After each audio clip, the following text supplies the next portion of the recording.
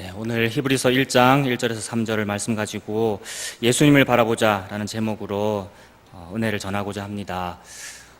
저는 설교할 때에 군대 생활 이야기를 자주 하는데 오늘도 죄송합니다. 오늘도 군대 얘기를 조금 하겠습니다. 이해가 혹시 안 되실 분들을 위해서 설명을 또 자세하게 하도록 하겠습니다.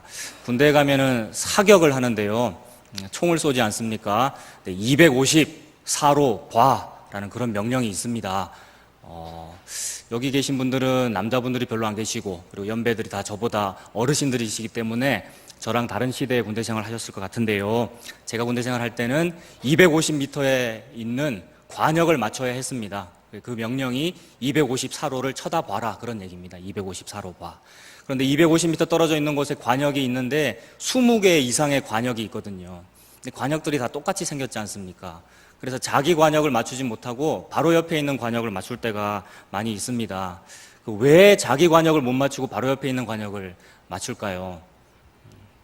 20개 정도의 관역이 250m나 멀리 떨어져 있는데 250m나 되니까 굉장히 멀지 않습니까? 그 멀리서 20개 정도의 관역을 보니까 다 똑같이 생겼거든요. 어떤 게 내 관역인지를 몰라가지고 바로 옆에 거를 맞추고 그렇게 합니다. 근데 여러분 생각해 보십시오. 올림픽 대회를 하는데 양궁 대회 이런 걸 하는데 일본 대표하고 우리나라 국가대표하고 대회를 하는데 우리나라 국가대표가 일본 그 관역을 맞추면 어떻게 되겠습니까? 정 가운데 10점짜리를 맞춰도 실격이지 않겠습니까? 빵점 되는 거 아니겠습니까?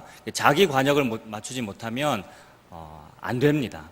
자기 관역이 무엇인지를 잘 알아야 신앙생활도 잘 할 수가 있습니다. 하나님께서 죄 짓지 말아라 이렇게 말씀하시지 않습니까? 죄는 지어서는 안 된다. 죄는 나쁜 것이다 라고 말씀하시는데 하나님께서 말씀하시는 죄는 뭐냐 하면 관역에서 벗어나는 것, 이것을 죄라고 하시거든요. 근데 그렇다고 해서 하나님께서 저와 여러분들에게 강박적으로 살아라, 율법 좀 지키고 살아라, 하나님께서 정한 거 이거 꼭 지키고 좀 답답하게 고리타분하게 살아야 된다, 그런 뜻으로 말씀하시는 것이 아니라 하나님께서 요구하신 최소한의 어떤 범위가 있습니다. 그런데 그 범위를 벗어나면 하나님은 죄라 그러십니다. 그 범위 안에서는 뭐든지 해도 되고요, 범위 안에서는 자유롭게 우리가 행복하게 살 수 있고요, 복을 누릴 수가 있고요. 이 세상에서 말하는 복, 그거 누리면 안 된다 이렇게 말할 때가 많이 있지만 그게 아니고 하나님께서 범하신 그 관역 안에서는 복을 누리고요, 이 세상에서도 승리를 누리고요, 긍정적으로 살고요 할 수 있는데 그걸 벗어나면 하나님께서 죄라고 하십니다. 근데 우리는 그렇게 될 때가 많이 있거든요. 왜냐하면 멀리 떨어져 있고요, 250m나 떨어져 있고 바로 옆에 있는 관역도 너무 똑같이 생겼기 때문에 잘한다고 옆에 거를 맞추는 겁니다. 잘한다고 다른 관역을 맞추는 겁니다. 근데 하나님께서는 원래 맞춰야 되는 그 관역에서 네가 벗어났기 때문에 죄다 이렇게 말씀하십니다.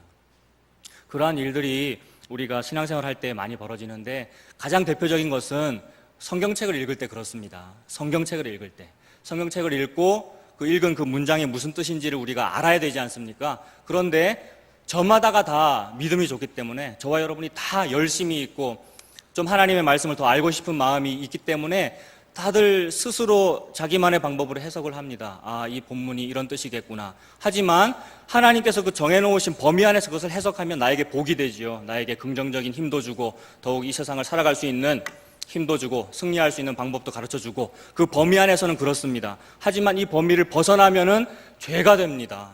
죄가 되고요, 어떤 경우에는 이단하고 똑같아지지도 않겠습니까?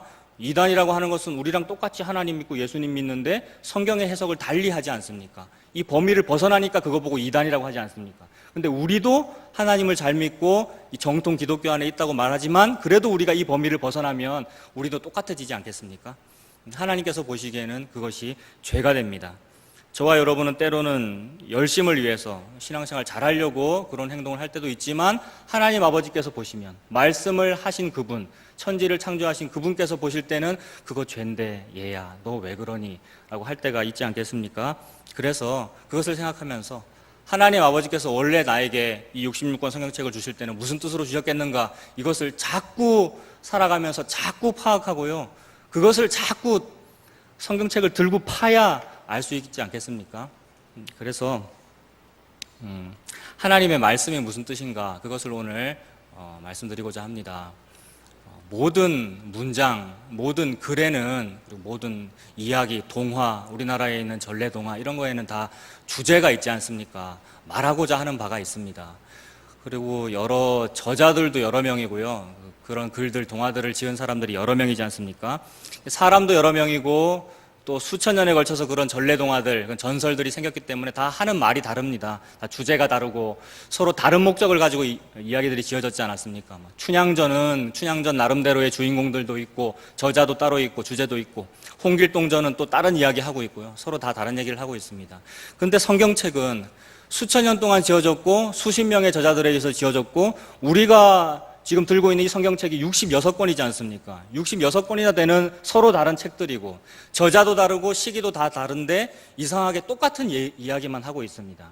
하나님께서 원래 정하신 그 성경이라고 하는 그 관역의 범위는 똑같은 얘기를 하고 있다라는 것이 범위인 것입니다. 근데 우리는 똑같은 얘기 아닌데, 이런 얘기도 있는데 라고 하면 그 관역을 벗어나는 겁니다. 그것이 아까 말씀드린 이단이 그렇게 하지 않습니까? 하나님께서 정하신 어떤 똑같은 이야기라고 하는 그 범위가 있는데 그것을 벗어나면 그것이 잘못된 종교입니다. 저와 여러분도 그렇지 않은가를 자꾸 살펴보는 겁니다. 자꾸 스스로를 자꾸 반성하고요. 아니었구나. 원래 하나님의 관역, 성경이라는 범위는 여기까지구나 라는 것을 자꾸 파악해 보는 것입니다. 성경은 이렇게 수많은 저자가 있고 그렇게 많은 책들 66권이나 됨에도 불구하고 다 똑같은 얘기를 하고 있습니다. 창세기부터 요한계시록까지 이 범위 안에 무슨 얘기를 하고 있는 거냐 하면 예수님 이야기만 하고 있습니다. 너무 이상합니다, 여러분. 너무 이상하면서도 너무 신기하고 너무 통일성이 있게 처음부터 끝까지 예수님 이야기만 하고 있습니다. 그 생각을 아예 처음부터 가지고 성경을 읽어야 합니다. 그러면 이 범위를 벗어나지 않을 가능성이 있지 않습니까? 하나님은 처음부터 끝까지 예수님 이야기만 하고 있구나, 이 생각을 가지고 있어야 우리가 남의 관역을 안 맞춥니다. 딴 일을 하지 않고 하나님 말씀 그 문장을 읽고 이게 예수님과 관련되는 문장이겠구나 라면서 생각을 할 수가 있습니다. 그래야 우리가 진짜 은혜를 받을 수가 있고요. 본래 하나님께서 나에게 무슨 말씀하고 싶으신가, 이것을 깨달을 수가 있습니다. 성경책에 기록되어 있는 모든 것 한번 생각해 보십시오. 창세기부터 생각을 해 보십시오. 하나님께서 아담과 하와가 죄를 지었는데 그들에게 가죽옷 지어 입히시지 않습니까? 그거 예수님 이야기하는 거지 않습니까? 다른 이야기 하는 것이 아닙니다. 누군가가 희생되어야 너의 죄를 가릴 수 있다, 이 얘기하는 것입니다. 그건 예수님 이야기하는 것입니다. 가인이 아벨을 시기 질투하여 죽여버렸습니다. 의로운데 죽음을 당한다, 이것이 세상이다, 이 얘기를 하고 계십니다. 예수님이 의로운데 죽임을 당한다, 이 얘기이지 않습니까? 처음부터 끝까지, 처음부터 예수님 이야기로 시작하여서 계속해서 예수님 이야기 진행하고 있습니다. 믿음의 조상이라고 말하는 아브라함은 무슨 얘기하고 있습니까? 아예 하나님께서 예수님이라고 하는 사람 태어나게 하기 위해서 그 족보를 시작하니라고 그 족보의 조상인 아브라함을 시작하신 것이고요. 그리고 그 아브라함에게 태어날 수 없는 아들이 태어나지요. 태어날 수 없는 아들이 태어나는 것, 마리아가 태어날 수 없는 아들을 잉태하는 것, 그 사건과 동일하고요. 그리고 하나님께서 아브라함 보고 그 이삭을 죽이라고 하지 않습니까? 근데 이삭을 죽여야 되는데 대신해서 죽는 순양이 있지 않습니까? 누군가가 죽어야 되는데 그 사람을 대신해서 죽는 어떤 존재가 있다, 이 얘기를 하나님께서 하고 계시는 것 아닙니까? 예수님 이야기하는 것입니다. 예수님의 별명이 양이고요, 예수님이 남자이지 않습니까? 수풀에 걸려있는 수양이 이삭을 대신해서 죽습니다. 예수님이 그러한 것이죠. 예수님이 수양이시고요, 수풀에 걸린 것처럼 십자가에 걸려서 예수님께서 돌아가십니다. 하나님은 예수님 이야기하고 있습니다. 다윗 왕도 그렇지 않습니까? 아브라함의 족보에서 태어나는 사람입니다. 베들레헴에서 태어나는 사람이고요, 선지자들에 의해서 예언된 이새의 뿌리에서 태어나는 사람 아닙니까?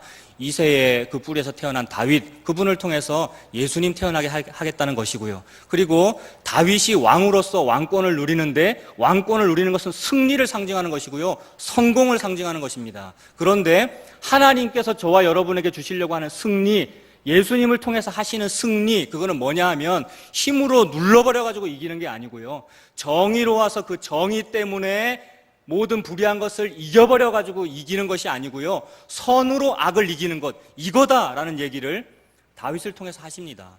다윗은 선하고요, 사울이 악하지 않습니까? 다윗이 정의롭고 사울이 불의한데도 불구하고 다윗이 힘으로써 사울을 이겨버리지 않습니다. 선으로서 사울을 이기지 않습니까? 그 얘기를 예수님이 그러한 거야 라는 것을 수천 년 전부터 하나님께서 하고 계십니다. 예수님이 십자가로 모든 것을 이겨버리지 않습니까? 패배하는 것으로서 승리하지 않습니까? 처음부터 끝까지 너무 일관성 있게 똑같은 이야기만 하고 계십니다. 지는 게 이기는 거다. 지는 게 이기는 것을 증명해 보이는 단 한 사람이 있는데 그 사람이 바로 나인 예수다라는 것을 창세기부터 요한계시록까지 집요하게 하나님께서 하고 계십니다. 이사야 선지자 같은 분 여러분 생각해 보십시오. 너무너무 훌륭한 사람 아닙니까? 너무 위대한 사람입니다.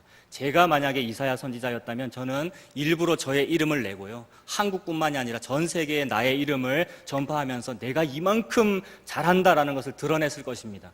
하나님께서 이사야에게 그런 기회를 주셨습니다. 너무너무 많은 사람에게 하나님의 바른 뜻을 전파할 수 있는 그 시점에 이사야가 이르렀습니다. 언제 그랬냐면 하나님을 만났을 때요. 하나님 만나고 성령 충만하면 우리가 무언가를 하고 싶지 않습니까? 밖으로 뛰어나가서 하나님의 복음 전파하고 싶고요, 많은 사람에게 더 많은 것을 전파하고 싶어서 출발을 하고 싶어집니다. 그것이 이사야이지 않습니까?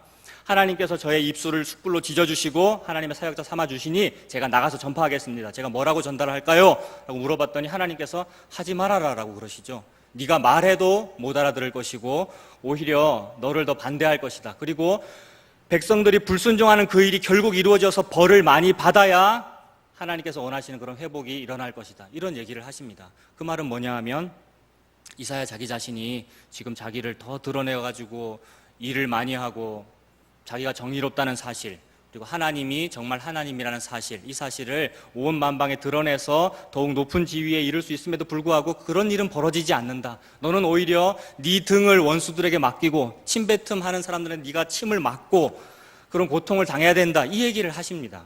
그래서 결국 나중에 하나님께서 어떤 회복을 주시는데 이게 뭐냐 하면 십자가 얘기를 하고 있는 거죠. 이사야서 얘기를 하면서 하나님이 예수라는 글자도 한 번 쓰신 적이 없고 십자가라는 단어도 한 번도 쓰신 적이 없으면서 하나님은 이미 수천 년 전에 십자가 얘기를 하고 있는 겁니다.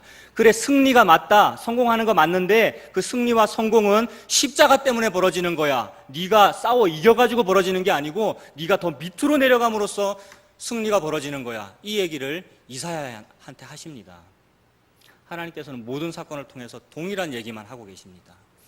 엘리야 선지자 같은 사람도 마찬가지입니다, 여러분. 엘리야는 하나님 앞에 열심히 특심한 사람 아닙니까? 열심히 특심해가지고 견딜 수가 없는 사람입니다. 하나님이 분명 옳고 하나님의 뜻대로 일하고 있는 나 엘리야가 옳은데 어찌하여 세상이 나에게 순종하지 아니하는가? 어찌하여 이 땅의 권력자인 아합과 이세벨은 옳은 나의 말에 그리고 옳으신 하나님의 뜻에 왜 순종하지 않는가? 이 열심히 특심하여서 견딜 수 없는 사람입니다. 그래서 불의 선지자 아닙니까? 불의 선지자이기 때문에 그가 말하면 불이 임하는 것 같았고요, 그가 사역을 하면 갈멜산에 불이 임하고 그랬지 않았습니까? 그렇게 하면 될 줄로 알았습니다. 여러분, 엘리야는요, 저와 여러분과 성정이 너무 똑같지 않습니까? 열심히 하면 될 줄로 알지 않습니까? 열심히 하면 된다, 이것은 옳은 생각입니다. 여러분, 열심히 해야지요. 이 세상에서 최선을 다해야 되고요, 긍정적으로 살아야 되는 거 맞습니다. 하지만 그것이 하나님께서 정해놓은 그 바운더리를 벗어나면 죄라 그러십니다. 아무리 긍정적이고 아무리 좋아 보여도, 아무리 잘하려고 하는 일이었다 해도 남의 관역을 맞추게 되는 것이라고요. 하나님께서 정해놓은 그 관역의 범위 안에서 그 긍정과 힘과 하면 된다, 그 정신, 열심히 하면 된다라는 그 정신을 이 범위 안에서만 이루어야 합니다. 이런 생각들이 여러분, 이 범위가 무엇일까? 이 범위 안에서만 좀 해야 된다라고 하는 이런 속에 있는 이런 혈기, 이런 것이 젊은 사람은 좀 많은 것 같고요, 나이가 점점 연세가 드실수록 이것이 조금은 좀 섞이는 것 같습니다. 제가 나이가 37살밖에 안 됐는데요, 경로대학을 이제 한 4, 5년 하고 이렇게 하면서 어르신들을 대하고 또 우리 교회의 여러 장로님들, 권사님들 이렇게 대할 때 그런 것들이 조금 느껴지는 것 같습니다. 어떤 면에서는 그것이 연륜이시고 너무 지혜로우신 것 같고요, 어떤 면에서는 몰라서 그러시는 거 아닌가 걱정이 될 때도 있습니다.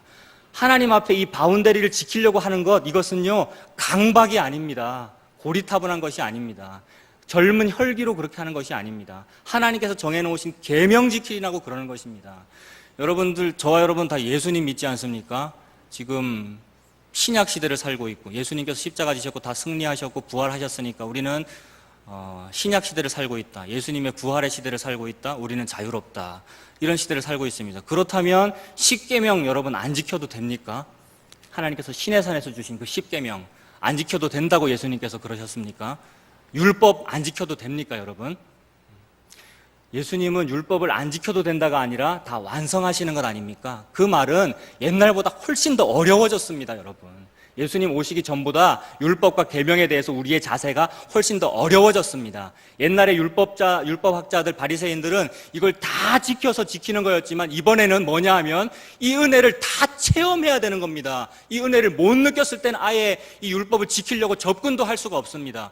이 은혜를 다 느낀 사람만이 너무 이 은혜를 느낀 나머지 너무 고마워가지고 나는 이 율법을 하나도 지키지 않았음에도 불구하고 다 지킨 것이 되는 것, 이것을 누리는 것입니다. 내가 이것을 했는지 안 했는지는 본인이 압니다, 여러분. 저와 여러분이 내가 정말 예수님 때문에 은혜를 받아서 나는 이 율법을 한번 읽어본 적도 없는데 다 지킨 것이 되었네, 이 상태가 됐는지 안 됐는지, 이것을 졸업했는지 안 했는지는 여러분들이 알고 계신다고요. 저와 여러분이 오랫동안 교회를 다니고 있음에도 불구하고 내가 은혜를 받았는지 안 받았는지를 본인이 안다고요. 그런데 많은 분들이 이거 아직 안 했음에도 불구하고 한 척하면서 자꾸 사시는 것 같다니까요. 이 은혜를 체험하지 않았음에도 불구하고 체험한 것이 좋은 것이니까, 다 은혜를 체험했다고 교회 안에 앉아 있으니까 그것을 느끼는 척 하시는 분이 많으신 것 같습니다. 그러한 상태로 점점 연세가 드시면 볼 때에 그것이 지혜로우시다, 연륜이 있으시다 이렇게 보이지는 않습니다. 그것은 이 바운더리를 벗어난 것인데 다른 거 하고 계시는데 이런 생각이 듭니다. 그래서 남들은 판단할 수 없습니다. 남들은 혹시 보일지라도 함부로 말할 수도 없지 않습니까? 저분 은혜 체험 못했구나 이렇게 말할 수 없지 않습니까? 근데 본인은 압니다. 내가 예수님 때문에 너무 자유로워가지고 율법이 다 지켜지는구나, 이 사실, 이걸 내가 하고 있는지 안 하고 있는지는 자기 자신이 압니다. 그러니까 스스로 점검하십시오. 하나님께서 원래 정하신 그 말씀의 그 뜻대로 내가 지금 하고 있는 것 때문에 내가 너무 자유롭구나, 나는 율법에 얽매이는 것이 아니라 오히려 그 위에서 졸업해가지고 자유롭게 이것을 지키고 있구나, 이 사실을 체험하시는 저와 여러분 되시기를 바랍니다. 하나님께서 저와 여러분에게 자유를 주신다, 천국에 가게 하신다, 이 말은 이 다음에 90살, 100살 되어가지고 죽어서 천국 가는 그 얘기를 하고 계시는 게 아니고요, 지금 살아있는 동안에 이 땅에서 이 지구를 딛고 살고 있는 동안에 네가 자유를 느끼게 해줄게, 이 얘기입니다. 저와 여러분 이거 진짜 하고 있습니까? 저는 자꾸 발목이 잡히는데요, 자꾸 얽매이고요, 자꾸 뒤에서 누군가가 나를 잡고요, 자유하지 못하도록요. 근데 예수님은 그거를 해주고 싶은 겁니다. 네가 살아있는 동안에, 내가 처음 너를 아담으로 만들었을 그때에 네가 스스로 선악과 먹지 않는 그 상태, 그거를 한번 회복시켜주고 싶다, 이걸 하나님께서, 예수님께서 하고 계십니다. 그러한 뜻으로 하나님은 그 상태로서 계명이 지켜지는 것, 그것을 원하시는 겁니다.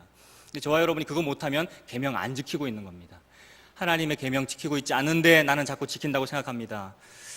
우상숭배 하지 말아라 이렇게 명령하셨는데 나는 우상숭배를 하고 있음에도 불구하고 나 우상숭배 안 하고 있어 라고 생각합니다. 그게 뭐냐 하면 다른 관역을 맞춰놓고, 다른 관역을 명중시켜놓고, 봐라 내가 정 가운데 10점짜리 맞췄지 않느냐, 그러므로 나는 우상숭배하고 있지 않다, 이렇게 생각할 때가 많습니다. 하지만 하나님은 그거 보고 우상숭배라 그럽니다. 다른 관역을 맞춘 것, 이것을 보고 우상숭배라고 그럽니다. 다른 관역을 맞추는 상태가 성경책에 여러 번 나오지요. 하나님께서 예수님을 통한 그 구원을 이스라엘 백성에 가르쳐 주시려고 6월절 구원하신 거고요. 6월절 구원이 예수님이 대신 죽는 것을 상징하지 않습니까? 6월절 구원하시고요, 홍해를 통과하게 하십니다. 홍해가 바로 저와 여러분이 받는 그 세례 아닙니까? 예수님께서 요단강에서 받으셨던 그 세례, 그것을 우리가 받는 것입니다. 홍해를 건넌다는 것, 나중에 요단강을 건넌다는 것, 세례받는 것을 의미합니다. 홍해를 건너고 나서 시내산에 가지 않습니까? 시내산에서 하나님께서 이제 말씀 주시는 겁니다. 계명을 주시는 거 아닙니까? 하나님께서 자기 자신을 글자로 드러내셔서 계시로 우리한테 보여주시는 그 일을 하고 계십니다. 진짜 관역은 이러하다라는 것을 설명하고 계시는데 그 시내산 밑에서 백성들은 뭐 하고 있느냐 하면 자신의 관역을 만들었습니다, 여러분. 아론과 함께요. 우리를 인도한 모세는 아무리 기다려도 안 내려오니 모세의 형님이신 아론이시여 당신은 더 훌륭하십니다. 당신께서 우리를 인도하여 그 6월절 구원을 일으켜주신 그분, 우리를 인도하여 홍해를 갈라주신 그 위대하신 분, 그분을 좀 만들어 주십시오. 관역이 보여야 제가 좀 화살을 쏠 거 아닙니까? 그 얘기입니다. 저와 여러분 인류는요, 본성이 다 똑같아가지고 좀 보여야지 잘 섬길 수 있다고 생각하거든요. 좀 손에 잡혀야지 이것이 성공 아이가, 좀 손에 잡히는 복을 주셔야 그것이 복 아니가, 이렇게 생각을 한다고요. 우리를 구원하신 그 위대하신 하나님, 내가 섬길 테니까 보여주십시오. 이집트에는 금으로 된 이런 신상도 있고 이런 신상도 있고 이런 신상도 있어서 이집트 사람들이 절을 하던데, 나도 좀 그 여호와 하나님 나 너무 사랑하니까 그분께 절하고 싶으니까 제발 좀 만들어 주십시오 라고 했던 것 아닙니까? 그래서 만든 것이 금송아지이지 않습니까? 이스라엘 백성들, 즉 저와 여러분이라고 하는 우리 구원받은 백성들은요, 하나님을 자꾸 그런 식으로 섬기고 싶어집니다. 하나님을 사랑해서 그렇겠습니까? 미워해서 그렇겠습니까? 너무 사랑해서 그렇습니다. 하나님의 은혜가 너무 커서, 하나님이 홍해 갈라주신 게 너무 크고 나 같은 거를 사랑해 주시는 게 너무 고마워서 그 은혜를 자꾸 갚고 싶고 자꾸 그분을 경배하고 싶고 찬양하고 싶어서 내 방법으로 나의 관역을 만들고요, 내가 10점짜리 정 가운데 맞춰야지, 이런 노력과 열심으로, 그 특심으로 자기만의 금송아지를 만듭니다. 그 사람들은 금송아지 섬기고 싶어서 그랬던 거 아닙니다. 단군 할아버지 섬기고 싶어서 우리가 단군 섬기는 게 아니고요, 절에 가서 불상에 절하고 싶어서 그 불상에 절하는 게 아닙니다. 종교적인 도를 이루기 위해서 그런 거 아닙니까? 종교적인 도, 열심을 이루고자 하는 것, 그것은 태초의 그 하나님에 대한 우리의 그 본능입니다. 연어가 고향 땅 그 강으로 다시 돌아가려고 하는, 그게 뭔지도 모르면서 그렇게 하고 있는, 저와 여러분이 그렇게 하고 있는 거 아닙니까? 하나님은 다른 것 보고 우상숭배라 그러는 게 아니고 그거 보고 우상숭배라고 하는 겁니다. 네가 나를 너무 사랑한 나머지 너만의 관역, 너만의 금송아지 만들어서 섬기려고 하는 것, 그것을 나는 미워한다. 그 뜻으로 1, 2, 3계명을 주시는 겁니다.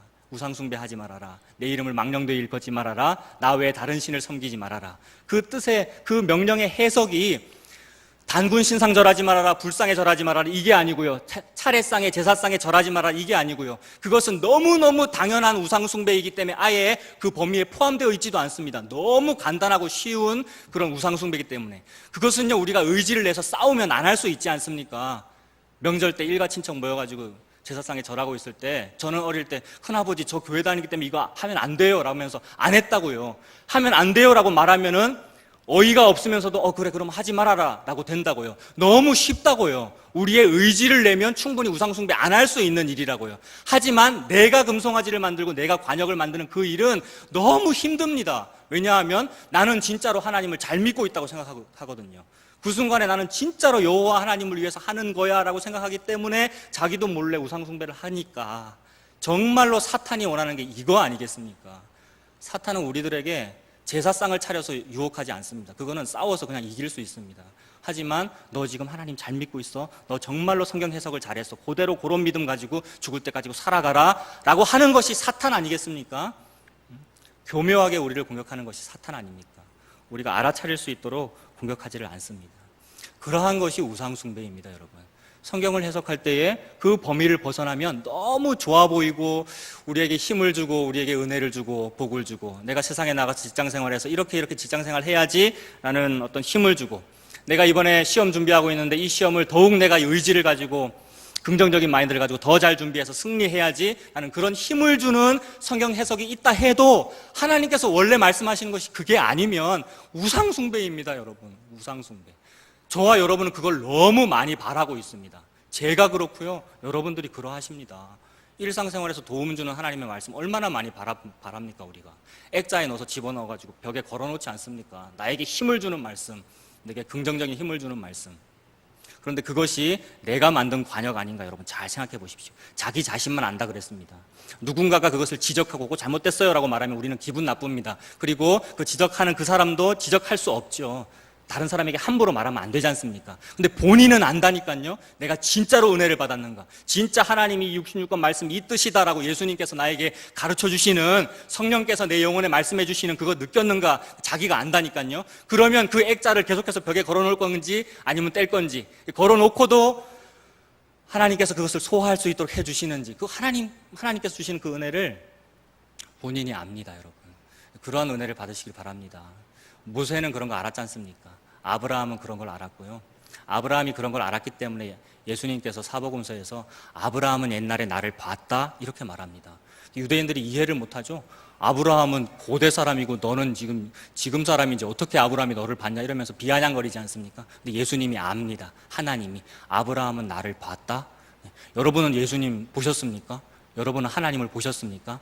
하나님을 만났다라고 하는 분이 많이 계시는데 만났는지 안 만났는지를 본인이 안다니까요. 성령께서 자기 자신에게 확신을 주지 않습니까? 이게 진짜였구나. 그동안에 내가 만든 그 범위는 틀린 거였구나.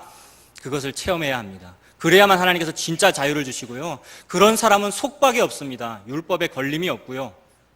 과거에 걸리지가 않고요. 하나님께서 자유를 주십니다. 그분은 이 다음에 돌아가셔도 예수님의 은혜로 천국에 가실 것이고요. 이 세상에 사는 동안에도 승리를 체험합니다. 자유를 느끼는 것이고요. 이 세상에서도 천국을 느낄 수가 있습니다. 성경책은 온통 그 얘기만 하고 있습니다. 사탄이 너무나도 교묘해서 성경책이 그런 얘기 그래 하고는 있을 거야 하지만 그런 얘기 말고 다른 얘기들도 많이 있어 라는 말을 자꾸 합니다. 사탄이 포기를 하지 않습니다. 저와 여러분을 어떻게 해서든지 잡으려고요.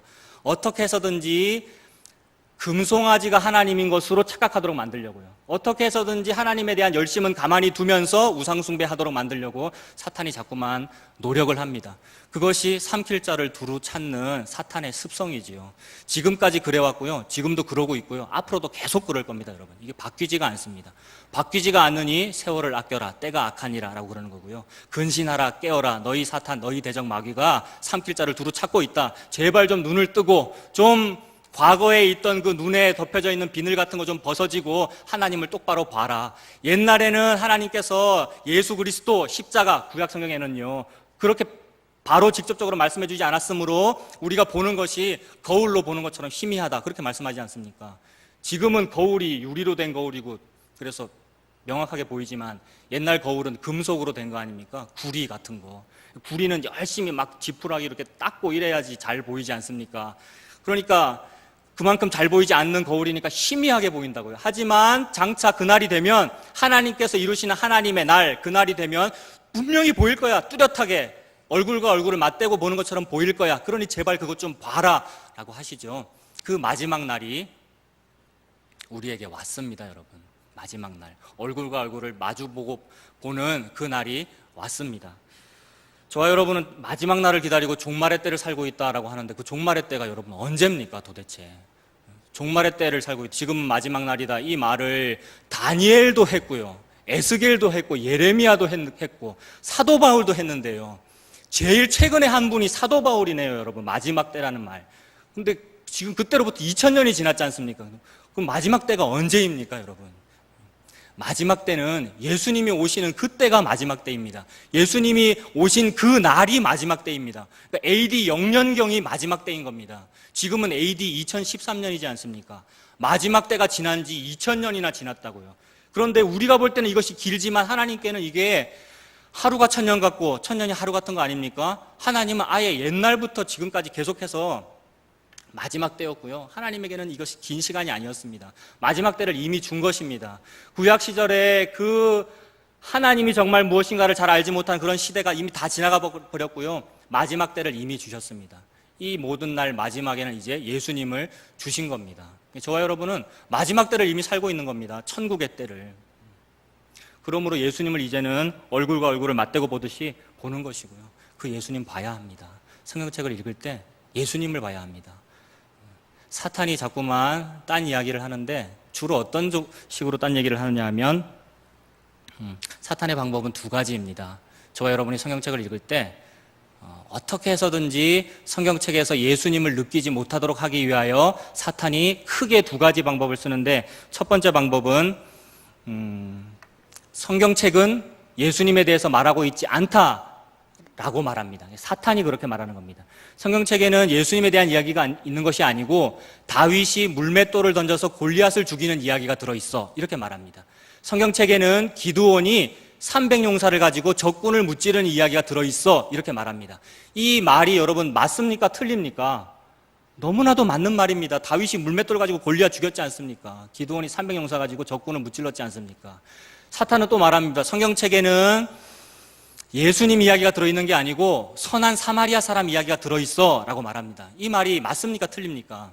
너무나도 맞아 보인다고요. 우리는 다윗의 물맷돌 이야기, 그 다음에 기드온의 그런 삼백용사 이야기, 여러 영웅들의 승리 이야기, 그 다음에 예수님께서 하신 여러 가지 비유들과 기적들 이야기, 선한 사마리아인 그 오묘한 이야기, 이것 때문에 너무 감동을 받는다고요. 감동을 받은 나머지 하나님이 무슨 얘기하니라고 그 말을 했는지는 관심을 안 가집니다.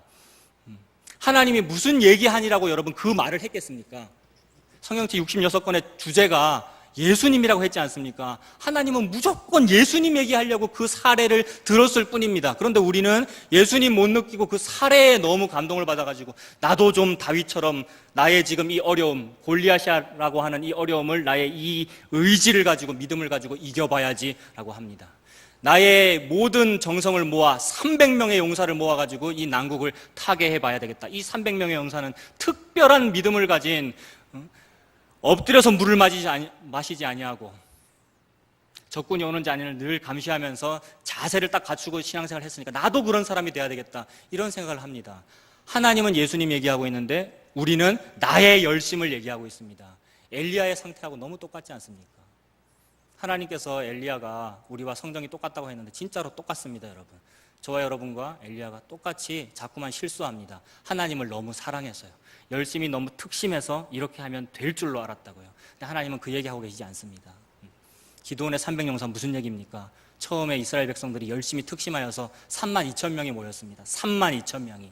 32,000명이라고 하는 숫자도 적군에 의하면 심히 적은 숫자인데 하나님은 그런 걸로 이기는 거 아니야. 너희들의 열심의 특심, 너희들의 의지를 가지고 이기는 거 아니야. 전쟁은 나한테 속했을 뿐이야. 너희들은 한 명도 없어도 이길 수 있어. 왜냐하면 네가 싸우는 거 아니고 내가 싸우는 것이기 때문에 그래. 너희들은 그냥 져야 이기는 거야. 져라, 밑으로 내려가라, 네가 패배해라, 이 얘기를 하고 있습니다. 그게 십자가입니다. 여러분, 지는 것, 옳은데 나의 열심과 특심이 맞는데 져버리는 것, 십자가에서 패배하고 죽는 것, 이거 말씀하고 계십니다.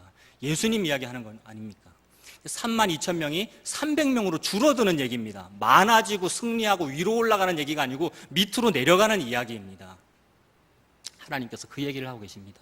다윗의 물맷돌은 뭡니까? 다윗이 물맷돌을 던져서 골리앗을 무찌른 그때만 다윗의 최고 인생의 정점, 클라이맥스였고요. 그때 이후로는 계속 내려가는 이야기입니다. 죽는 거, 계속 밑으로 내려가서 패배하는 거. 그런데 다윗이 죄 지었기 때문에 패배하고 있습니까?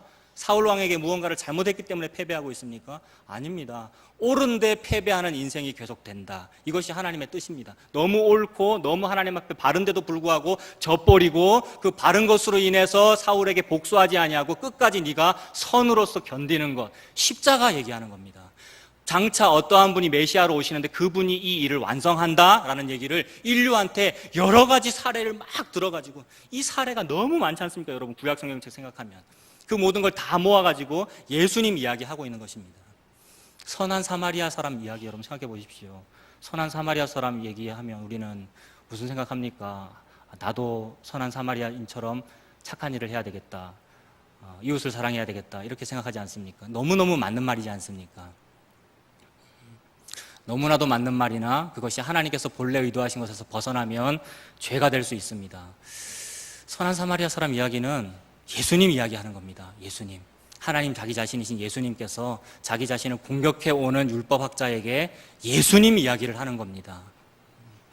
율법사가 예수님의 꼬투리를 잡으려고 물어보는 거 아닙니까? 그래서 결국 꼬투리를 잡다가 못 잡아가지고, 그래 그러면 누가 이웃입니까? 이웃을 한번 설명해 보십시오. 이웃이 뭔지 그래 잘 아시는 모양이네요. 이웃을 참 사랑하시는 모양이네요. 저는 당신보다 더 이웃을 사랑하는데요. 내가 그동안 얼마나 율법을 잘 지켜왔는데, 이웃을 위해서 내가 얼마나 불우이웃 돕기 많이 해왔는데 그래 나한테 이웃을 말하려고 그럽니까? 이웃이 뭔지 한번 말해 보세요. 이렇게 얘기한 겁니다. 그 사람에 대해서 예수님은 그래 내가 이웃 설명해 줄게 라고 하면서 이웃이 무언가를 설명하신 것이 아니고, 네가 받은 하나님의 은혜가 얼마나 큰데 나라고 하는 예수 그리스도의 십자가, 너를 대신해서 죽는 어떤 존재 때문에 네가 받는 구원이 얼마나 큰 건데 지금 네가 그 은혜를 모르고 배은망덕하게 너에게 그런 생명의 은혜를 주시는 하나님에게 와서 오히려 꼬투리를 잡으려 하고 있느냐라는 얘기를 비유로 하고 계시는 겁니다. 근데 하나님의 양이 아닌 사람은 비유를 못 알아듣습니다. 하나님의 양이 아닌 사람에게는 예수님이 비유를 설명해 주지도 않습니다. 오히려 비유를 말함으로써 그 사람이 비유를 못 알아듣도록 하기 위해서 예수님께서 비유로 얘기한다 이렇게 말씀하시죠. 근데 사랑하는 사람, 제자들이나 아니면 예수님을 진짜로 사랑하는 사람은 그 비유가 무슨 말인지 알아듣고 또 예수님이 그 비유를 다시 한 번 더 설명해 주시는 기회를 얻습니다.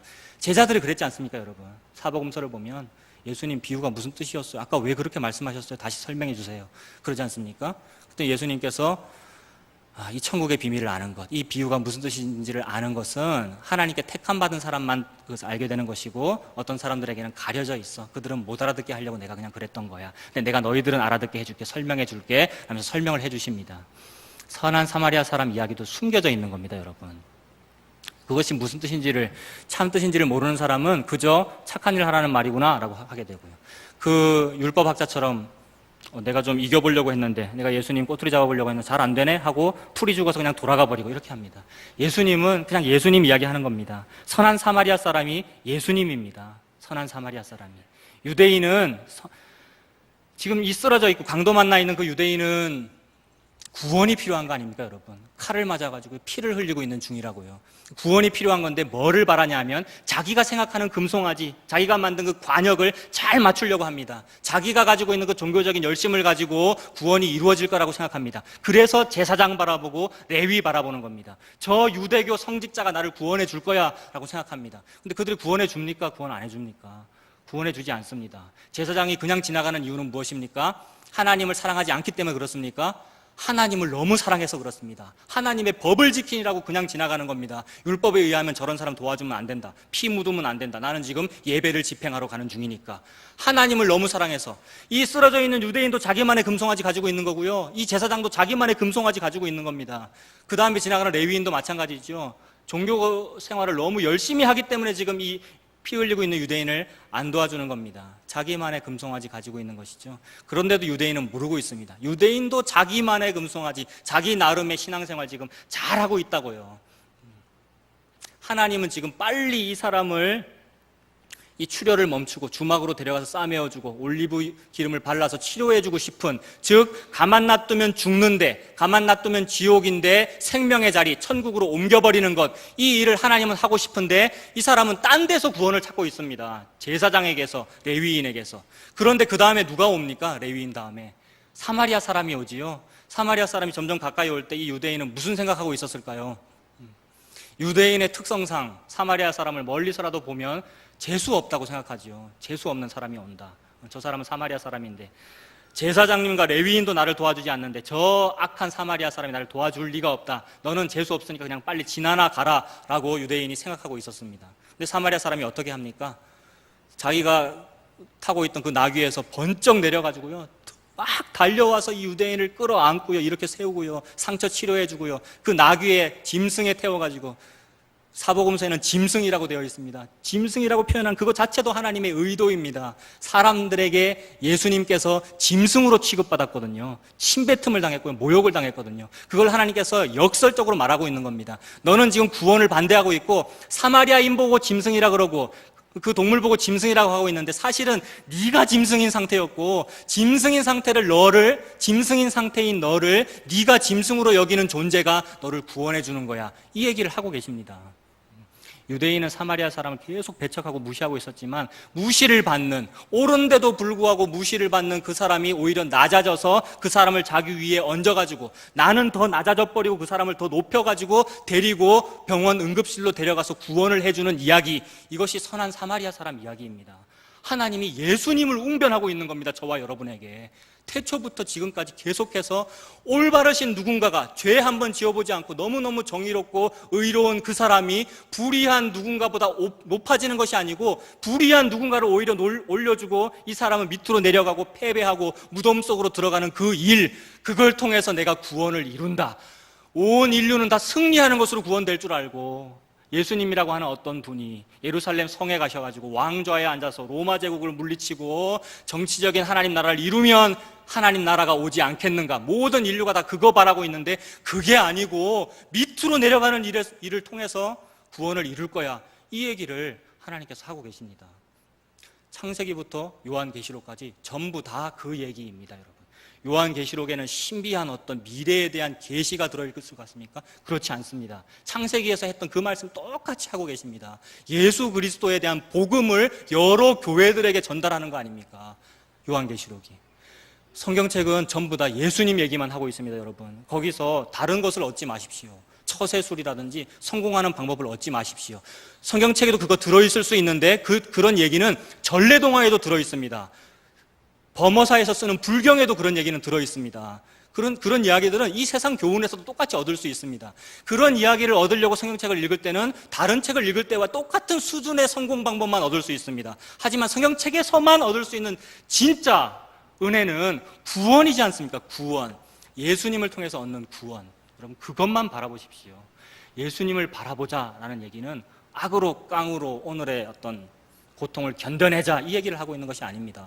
오늘의 고통을 견뎌내는 그런 힘을 얻고 싶으시면 해병대 캠프 이런 데 가면 됩니다. 요새 뉴스 많이 나오지 않습니까? 의지를 길러주겠다고 그런 방법 쓰다가 사고도 나고 그렇지 않습니까? 그런 의지를 우리가 얻는 것이 아니고요. 나는 그 유대인과 마찬가지구나. 그 율법학자와 마찬가지구나. 하나님에게 나를 구원하시고자 하시는 하나님의 그 말씀의 바운더리를 모르고 딴 생각하고 있구나. 나는 사실 오히려 말씀을 무시하고 그냥 지나가라라고 하고 있었구나. 그런데 그런 나를 저항할 수 없게 그냥 확 안아버려가지고 구원을 주신 거구나. 예수님을 통해서. 이 얘기만 성경책이 하고 있습니다. 그게 진짜 은혜가 됩니다, 여러분. 그것 때문에 펑펑 울게 됩니다. 모든 사건과 모든 성경 인물을 통해서 어떻게 그렇게 집요하게 그 말씀만 하고 계시는지. 경민아, 너 구원하려고 그런 거야. 네가 잘난 줄 알았지? 네가 교회 다니는 그 열심으로 무언가가 될 줄 알았지? 라고 저와 여러분에게 계속 말씀하시면서 네가 그 교만한 유대인이었어 라고 얘기하십니다. 그런데 내가 너를 너무 사랑해. 제발 회개해라. 제발 밑으로 내려가라. 올라가는 거 아니야. 예수님이 십자가 졌지 너 그렇게 하는 거야. 이 얘기를 계속 저와 여러분에게 하고 계십니다. 모든 성경 인물들이 그것을 회복했을 때 여러분 행복해졌습니다. 그 사실을 알았을 때에 그것 때문에 막 행복합니다. 대표적인 사람이 하박국이지요, 여러분.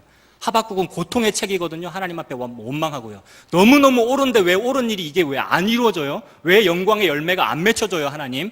영광의 열매가 맺혀지면 하나님께 더 영광을 돌릴 거 아닙니까? 라고 반항하고 있는 하박국에게 그렇게 하는 게 아니야. 외양간에 송아지가 없어지는 일이 벌어져야 진짜 구원이 있어. 이 얘기입니다. 네가 너무너무 옳은데 밑으로 내려가고 자꾸 거지가 되고 너의 어떤 승리를 향한 열망, 성공 이런 것들이 없어질 때 진짜 구원이 벌어진다. 이 얘기를 하는 것입니다. 그게 십자가이지 않습니까, 여러분? 십자가. 죽음이고요. 무덤 속에 묻혀버리는 거라고요. 내 이름이 없어지는 거. 이름 없이 빛도 없이라고 찬송하는 그 일, 말만 그렇게 하는 게 아니고 진짜로 그 일이 벌어질 때 그게 예수님이야. 그게 네가 예수님 믿고 있는 거야. 이 얘기를 하십니다. 하박국이 그거 듣고 나니까 이제 원망이 없어졌습니다. 그거를 깨닫고 나니까 하나님 항의하는 그 마음이 없어지고 외양간에 송아지가 없을지라도 난 여호와로 인해서 기뻐하노라 라면서 그 찬양하지 않습니까? 저와 여러분에게 살아가는 동안에 그 일이 자꾸 벌어져야 됩니다. 그것 때문에 내 기도 제목이 자꾸 바뀌고요. 지금까지는 내가 이것 때문에 옹졸한 어떤 그 기도 제목 가지고 있었는데 아니었구나. 하나님이 이거 하라는 말이구나. 예수님 되라는 얘기구나. 예수님처럼 네가 옳은데도 불구하고 좀 져버려라. 패배해버려라. 포기해버려라. 그 얘기 지금 하고 계시는구나. 예수님은 그것을 하셨구나. 그것을 저와 여러분이 느끼는 것입니다.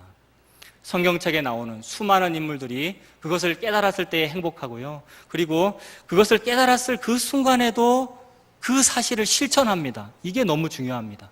하나님의 그 큰 은혜, 너무너무 행복한 그 순간, 나에게 이 충만한 만족을 주는 그 말씀이 충만하고 성령이 충만한 그 상태, 그것을 주셨을 그때에도 다시 한 번 더 십자가를 실천합니다. 그게 이 성경책에 나오는 모든 인물들의 특징입니다. 성경책에 나오는 모든 인물들의 특징을 일부러 히브리서가 기록하고 있는 것인데 오늘 히브리서 1절부터 3절까지 읽었지 않습니까? 이 얘기를 히브리서 기자가 계속 하다가 11장, 12장에 가서 이걸 확장시켜버립니다. 3절의 말씀을 읽었는데 1절, 2절, 3절이 히브리서 11장과 12장 1절, 2절에 쫙 벌어져 있습니다. 여러분 11장 한번 찾아보십시오. 그리고 11장의 내용을 우리가 평소에 잘 알고 있지 않습니까? 믿음장이라고 하지 않습니까? 히브리서 11장에는 전부 믿음의 사람들 이야기합니다. 지금까지 제가 말씀드린 구약성의 모든 인물들, 믿음으로 누구는, 믿음으로 누구는, 믿음으로 누구는 이 얘기를 계속하고 있다고요. 그러니까 하나님께서 예수님을 얘기하기 위해서 예로 들었던 모든 예표들, 선지자, 제사장, 왕, 모든 예표들을 일렬로 쫙 배열하면 엄청나게 많은 겁니다.